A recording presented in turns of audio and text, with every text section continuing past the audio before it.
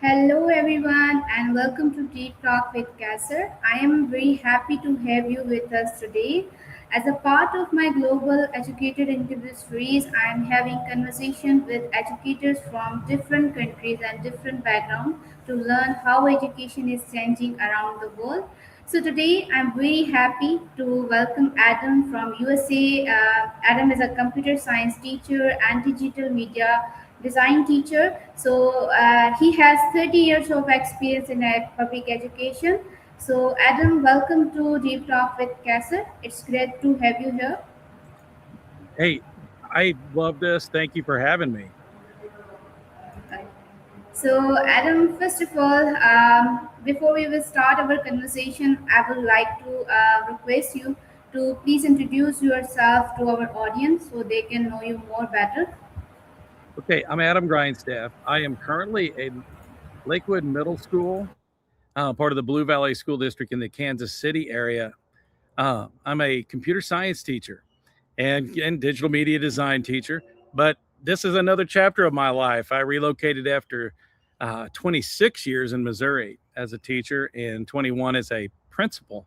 So I decided with computer science just to let's go this way because the landscape is changing for kids, and I think it's changing worldwide.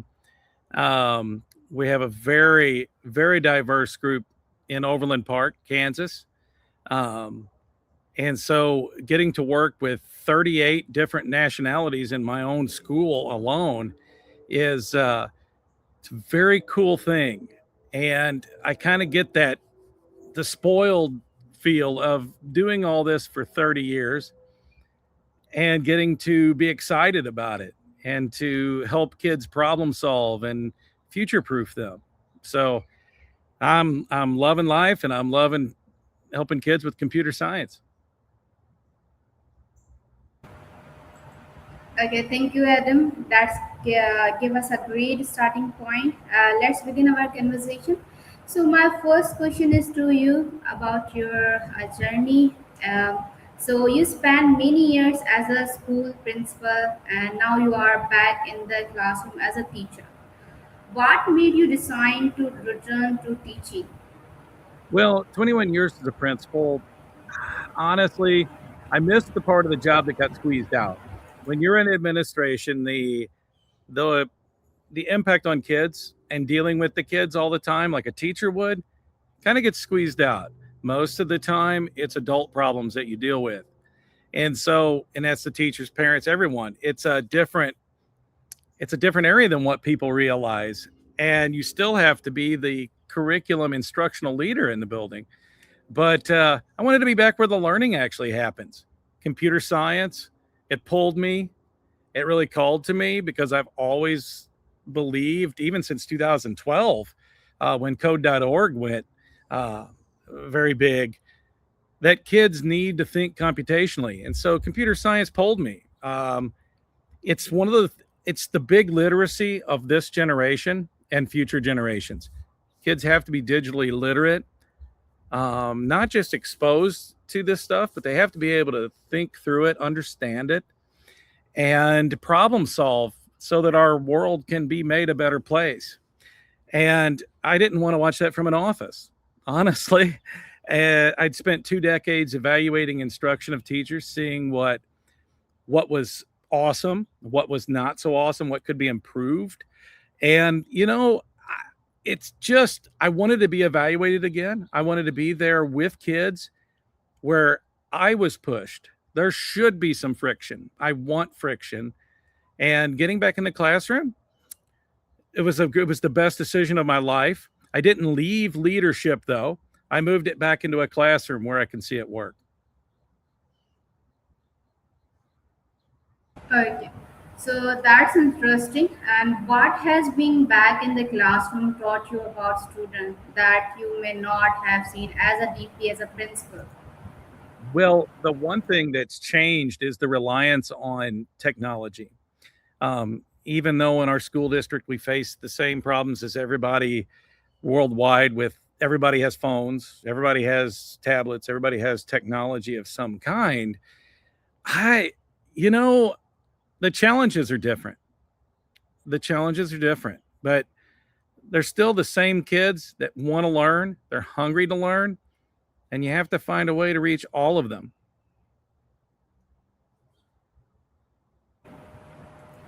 So that's very useful perspective. Let's talk about students. So students today are growing up with technology, social media, and now AI. From your experience with middle school students, what do you think is one of the biggest challenges students are facing today? I think that they're faced with a frictionless world. Uh, Everything in their lives is designed to remove struggle. And I see that from the computer science angle, and learning requires the struggle. So when a task gets hard, I see that middle schoolers, their instinct is, can you give me a simpler way to this?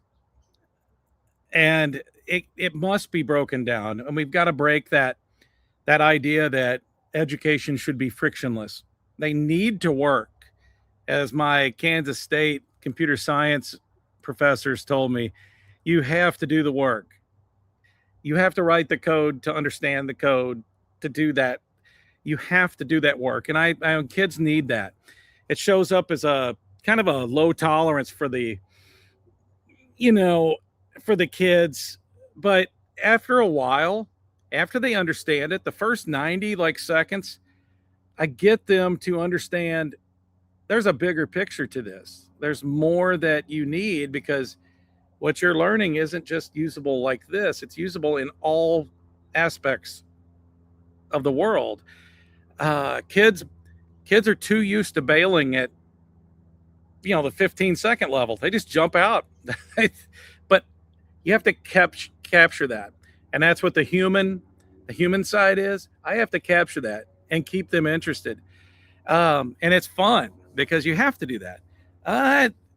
The biggest thing is that the relationships that I make with the kids and that teachers make with the kids worldwide, those relationships make it survivable for the kids.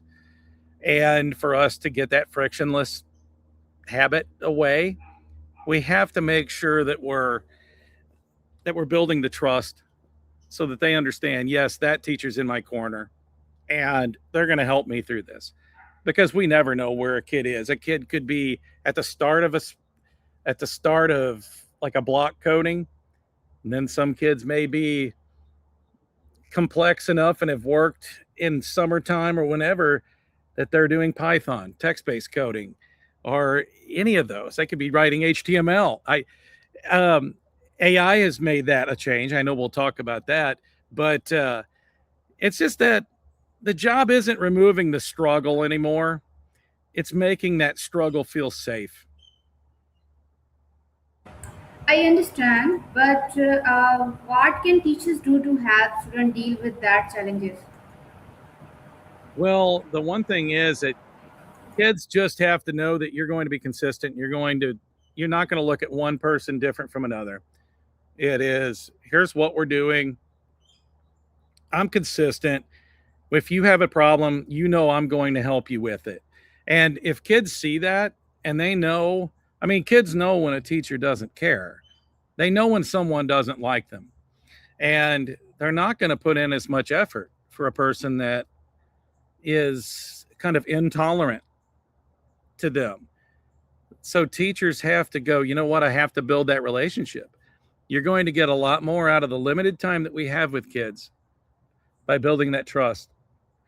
And that's in any subject, but computer science for sure, especially as we try to add more girls and get them into coding and try to increase those numbers. We have to make it our classrooms, a place where every kid wants to be. That's good a point. So my next question is to you that Adam. Now I want to bring parents into the conversation. Education is changing very quickly, and it can be difficult for parents to understand these changes. What is the one thing you wish more parents understood about their children in today's world education? Well, in the US in particular, the grade is a snapshot. Um, I wish all parents would think computation, in a computational thinking way. But the grade is a snapshot. It's not the learning. What matters more is whether the kid can explain what they did and why. It's not just a matter of they had a good product and got a grade. That grade is not going to indicate all of the standards and the different objectives that they need to accomplish and accomplish well. I think that parents could help with that. I wish they could understand and ask more, what did you get stuck on today? Because kids don't need to think that they have to only give the good news at a table. Or in my classrooms, they have digital portfolios in Google Sites that we share with parents and with me. And so when they're sharing, they need to show the struggle. And parents need to know and help us as teachers to go, a struggle is necessary. That's that friction I was talking about. They need the friction. There needs to be a load, a cognitive load on them so that it creates that. And that way it stays with them long term. Tech specifically, I think parents, their comfort with devices, a kid's comfort with a device does not make them a native of it. It's just a comfort. If they like their phones and they like their tablets, that's not necessarily that they have the skill to use them appropriately. My students, for instance, they can operate anything and troubleshoot very little. I have to teach them how to find the errors and how or why it didn't work. Then they come back around, they troubleshoot it, and they log it, and we discuss it, and they go, you know what? I understand now, because they see why it's important they learned it in the first place, because these things technology runs on a lot of thinking that had been done, and they need to see that thinking and figure out how to fix it. And that could include AI, things generated by AI. Fluent users, they're not capable yet. They're fluent, they're not capable. We need them capable. That makes sense, but what can parents do at home to support their children without doing the work for them? Well, I think the biggest thing is what were you stuck on? What did you learn today to fix that? So if we were identifying bugs in code, and the kid goes home and goes, well, I forgot to put a let, or I forgot to put a semicolon after this line. A parent, even if the parent doesn't know a lot about it, I think that parents just go, you know what? We have the resources as parents to look it up and go, I see what you're saying. So that semicolon is important. Everything is important, or else it will not read, right? And the kids are like, yeah, because they get frustrated if their code stops and they see like a syntax error or a naming error. And then as a parent, I know what they're talking about, but any parent could then at that point go, okay, just do a little quick check what your kid's telling you. And it doesn't mean you have to know it, but that you understand what they're talking about. And there's no shame with AI like it is now and the information that we have available. Find out a little bit about what your kids are doing. Even if it's writing the teacher. As a teacher, I love emails from parents. I love communication. We too often in schools give parents just a few places to where they can go and few times of the year to do that, like a parent-teacher conference or different conferences. They need to reach out to the teachers too. We're comfortable. We like that. That's what we want too. That's really helpful advice for parents. So you have 30 years of experience in education. So you have seen many changes. What is one challenge teachers are facing today that people outside educators may not fully understand? Well, I think that the biggest thing is the volume of decisions. Teachers they're making hundreds of calls, hundreds of judgment calls all the time. I think in an hour you could probably say 100 or more judgment calls have to be made. And that is the challenge. That's what teachers are facing. We have to make those decisions and make them quickly and without consequence. And we're doing it in the public. And that's a challenge that makes the job both fun and challenging at the same time. That's a very good point. So, and for young educators who are just starting their career as a teacher, what is one piece of advice you will give to them? I would say imagine learning. Imagine learning is delivering the content. The content has it's how you're teaching.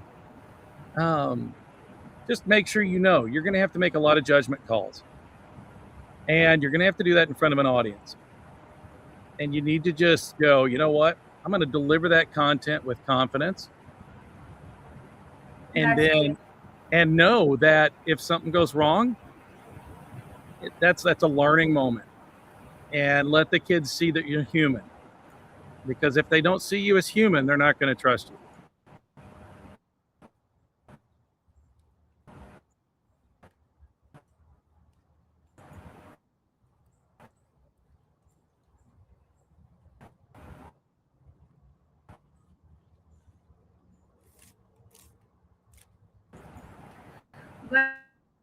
One of the main reason I started this global. I couldn't hear you. You're breaking Yes, up sir. on. You're breaking up on me. Sorry.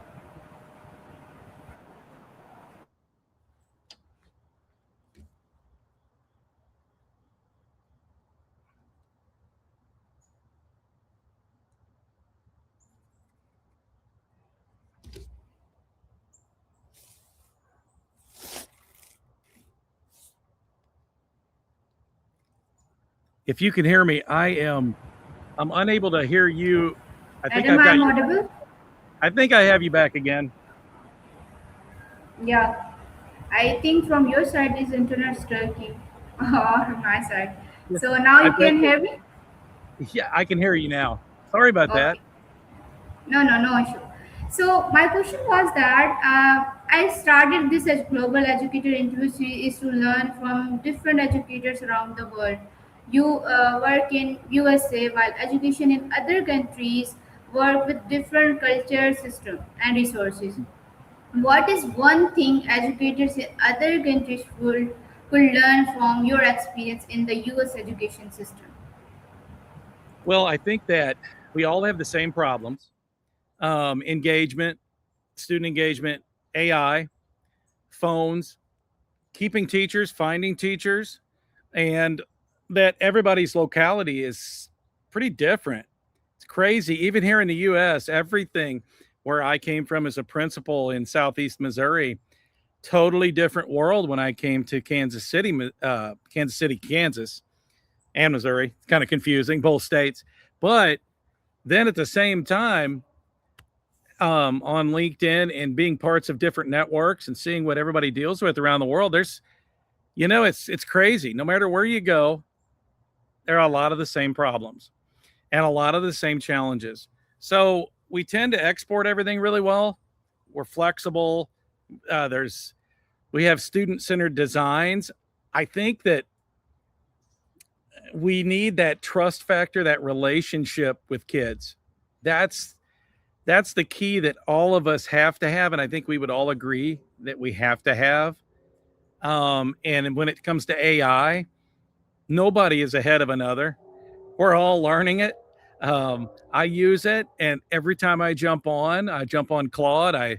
But I try all of them. I don't just limit myself to one. When I jump on there and use it as a help, as a co-work for me, I know that everybody else around the world is using doing the same thing. And so I think the biggest thing is that we share and we share alike.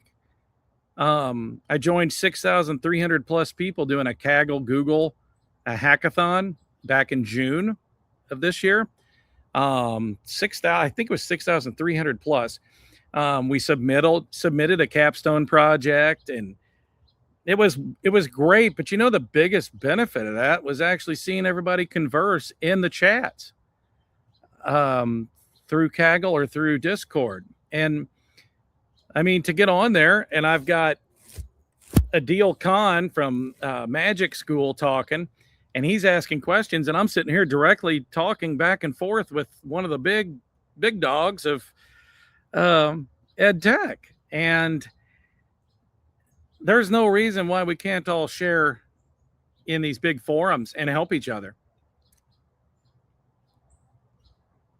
That's interesting. On the other side, what do you think educated in the US could learn from educated in the other countries? I think that there needs to be a lot more respect for culture and a lot more understanding of how the rest of the world works. I think sometimes, you come when you're raised a certain way, and across the U.S. being so large, and such a diverse population, we need to understand how other countries work and how other cultures and how that impacts parental views and how kids, the gains in one place. If I see gains somewhere in the world, I want to replicate that. And I think that I have a lot to learn, even 30 years in the system. I have 30 years in this system. I still need to learn from everyone else, because you're never too old to learn, and you never know everything. And with AI and everything changing around me, I feel reborn. Like I get to go and learn with everybody. But I think always just knowing that working positively with other people from around the world helps the kids. It helps them. That's why we do what we do. Yeah, that's right. So that's very perspective. So now I want to talk about AI. AI is changing education very quickly, as you know. So student can use AI to write code, research, and solve problems. As an educator, do you see AI more as a challenge or opportunity both? I think that AI is an opportunity. It's an opportunity. It's a golden opportunity. And I think that if you go too far to one side to support it, and too far to the other side of condemning it, of course the framing of Luddites versus Lemmings, I hear that a lot. It needs to serve as a tool to help and develop things in a more efficient, logical way. And what do I mean by that? AI is an opportunity to bring something in and refresh your thinking. So I take my old lesson plans, I take everything that I used before, and I run it through Claude, ChatGPT, Gemini, whichever one. And I'm amazed at things I missed. I'm amazed at things that I maybe overlooked. And I think that if everyone would do that, I think AI can be a golden opportunity for everyone around the world. I do think, though, that it cannot replace thinking. So teachers need to know that, hey, you're special. You're a teacher. You're human. Your brain, your interaction with the kids is what's going to make them learn or not. AI is a tool to help you come up with better, more effective things and save you a lot of time. That's really interesting. So, if AI can do more and more for the work for students, so what should students become better at doing themselves? Okay, well, we're teaching them to think. We're teaching them to problem solve. So what AI does is it gives them a way to get to resources they wouldn't have had before. And so it really helps schools that are never, like students that are in areas of the world that maybe never had Google or had opportunities. This gives the opportunity that every kid has. It kind of levels the playing field. It gives them the ability to find things that everybody else can find. And a student, when we as teachers develop things, a student shouldn't be able to take what we give and put it on AI and get an answer. They should be able to use it as a tool of, like a drafting tool of, oh, okay, I'm thinking this. The teacher's saying this. I'm coming up with process. And when we move away from a final product that kids can generate on AI to the processes of getting to that with the teacher, then I think at that point, AI and humanity it'll be a mutual benefit. If that makes sense. I think we need to move it that direction. Kids need to learn how to use it as a co-author, as a tutor almost, to get them through those challenging situations when the teacher's not present. That's a good point. So, Adam, there is one idea from your work that really caught my attention. You use the term judgment designer. You describe it as describing where human judgment belongs when AI handles the exclusion. So, I want to ask you, should we teach judgment as a skill in school? And if yes, how can we teach as middle school students to develop a good judgment? Oh, yes. Well, judgment designer, I really took off after the work of 𝐉𝐻𝐾𝐚𝐦 on LinkedIn. She's just brilliant. But what I started to find was everything that I've done in education and everything that I've done, or I did as a principal and now in computer science, is knowing that everything that I do and everything that's turned out by AI it's something that must have a human to say, is it right? Is it wrong? Is it something we should do or not do? So, for instance, um, my judgment designer description is where it's really about where human judgment lives once the tool handles the execution. That's probably a better way of putting it. That's straightforward. You have to design, you have to place it deliberately, or it just goes away. You have to make sure that what you're doing, that kids in the middle school can learn that when they do something, whether they use AI to help them or have, let's say they just research and research, whatever they come up with, they have to be able to look at it and have that skill, which should be taught by us as teachers. They should have that skill to make a decision when they're doing it. Is it appropriate? Is it not? Is this too much? Is it not enough? But the thing is, if we hand over our tasks, if we hand over everything to something like AI or a model or whatever, and we give it away, offload it, then that's not us. That judgment designer is, when I have it, I'm going to use it correctly, and I'm going to learn how to use it to where it benefits me without costing me the time or the ability to think.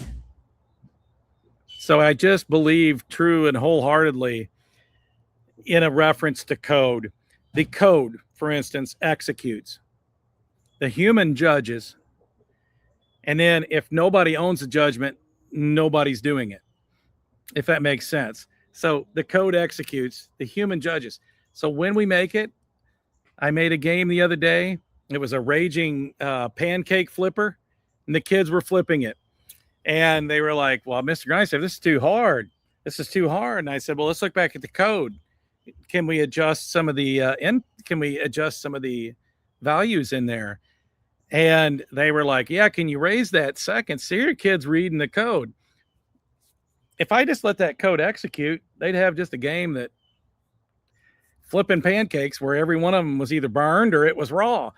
But no, we adjusted it to where they felt like it gave them a fair chance. And in that, they learned. But they made a judgment that, yes, if we can go in there and we understand it, we need to be able to make a change so that it's more human. That sounds crazy, but it's true. Kids in middle school, they know and they critique everything. They need to know how to look at something and go, I see the problem. I now need to fix it. Okay, thank you so much, answer for Adam. So, Adam, we will move. Our time is over already, 25 minutes. So, I will ask you last question without wasting time. So, I want to finish with our last question about the future.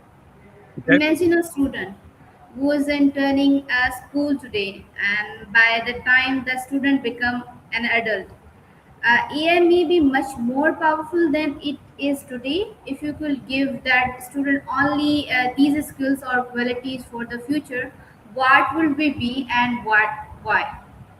Okay, that's a great question. And I have three. I will not ramble. I will tell you straight up. Judgment is number one. Kids need to decide what's worth doing and whether what they produce is right.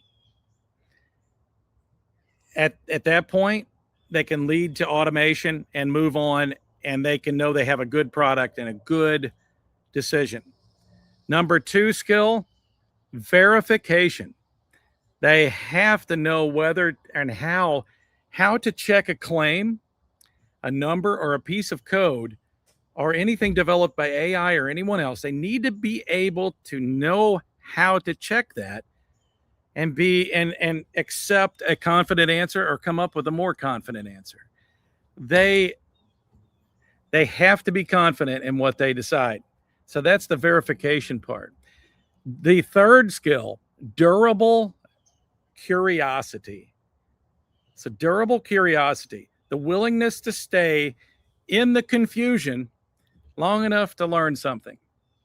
It's the one that makes the other two possible. So judgment and verification are made possible by durable curiosity. And if those three skills are there, it brings about so much other benefit to the kids. It brings out patience and the persistence. But yeah, so judgment, verification, durable curiosity. Those are good points, and I think that give us a lot of think about. So, in the last, before we close, I have one final thought for you. After 30 years in education, what is one thing you hope education never lose, even as technology continue to grow? I think that it's that human aspect. Kids have to be able to trust an adult. They need to be able to trust a human, because there are a lot of emotions and a lot of things that cannot just be guessed by a transformer or billions and billions of nodes of information. And that is that somebody in front of them cares about them enough to stay with them even when they struggle. That can't leave. That we can't lose that. Kids need that. That's what gives them confidence, and they can always look back as an emotional anchor and go, they made a difference. And it's that way when as technology advances, they go, I can think back to that and go, okay, I can be strong. I can do this because he believed in me or she believed in me. I can do this. That's great. And Adam, thank you so much for joining me today.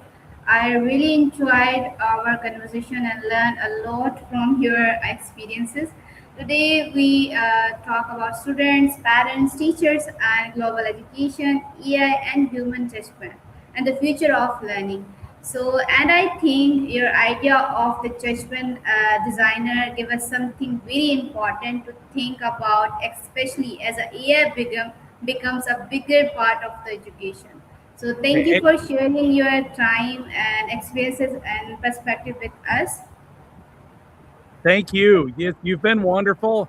And I'm sorry we lost signal there at one point. Must have been on my end. But I've just had a great joy doing this. Great time. Thank you very much. Thank you so much.